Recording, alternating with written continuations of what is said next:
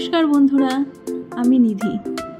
নিধিস home kitchen ব্লগে আবার আপনাদের স্বাগত জানাই।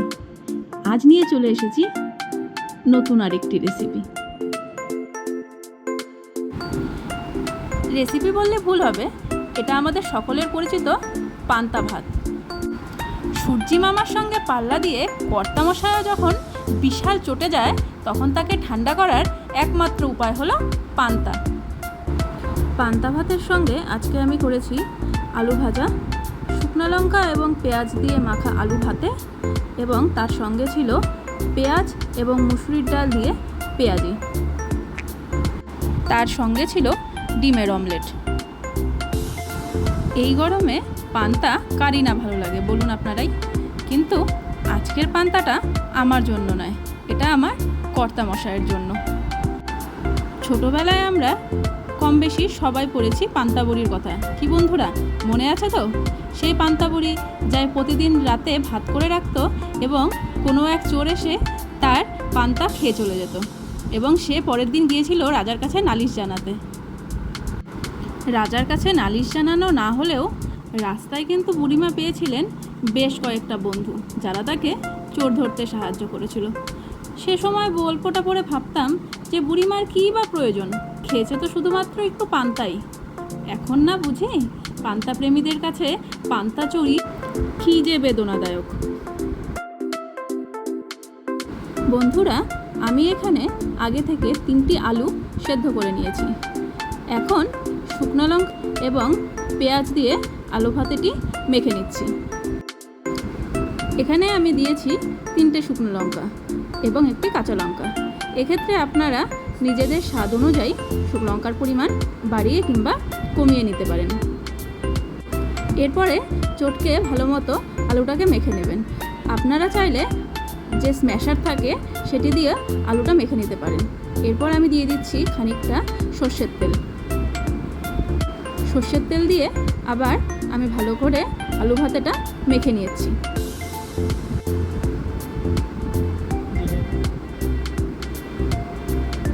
দেখুন বন্ধুরা, তৈরি আমার পান্তা ভাতের সঙ্গে খাওয়ার আলু ভাতে।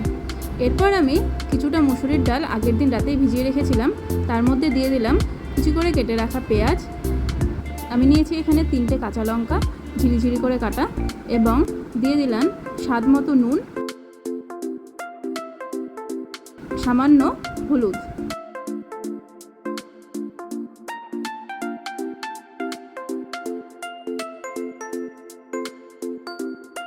দেখুন বন্ধুরা, এখানে আমার আলু ভাজাও তৈরি। আলু ভাজা নামিয়ে নিলাম। এরপর কড়াইতে কিছুটা তেল দিয়ে তাতে পেঁয়াজিগুলো ভেজে নেব। আমি এখানে 1 কাপ মতো মুসুরির ডাল দিয়েছিলাম, তার সঙ্গে দিয়েছি 3টে মাঝারি মাপের পেঁয়াজ। পেঁয়াজের পরিমাণ এটাতে যত বেশি হবে ততই এর স্বাদ বৃদ্ধি পাবে।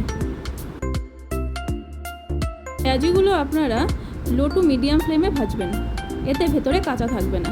এক পাশটা ভাজা হয়ে গেলে উল্টে দেবেন এবং আরেক পাশটা লো ফ্লেমে ভেজে নেবেন।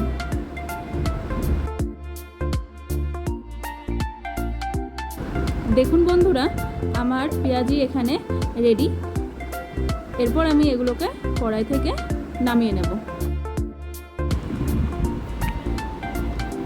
নিন বন্ধুরা, তৈরি আমার পান্তা ভাত খাওয়ার সমস্ত উপকরণ। একটি গ্লাসে নিয়ে নিলাম জল। এরপর দিয়ে দিচ্ছি কেটে রাখা কাঁচা পেঁয়াজ, তার সাথে দিয়ে দিচ্ছি কাঁচা লঙ্কা, আগের দিন রাতে জল ঢেলে রাখা ভাত।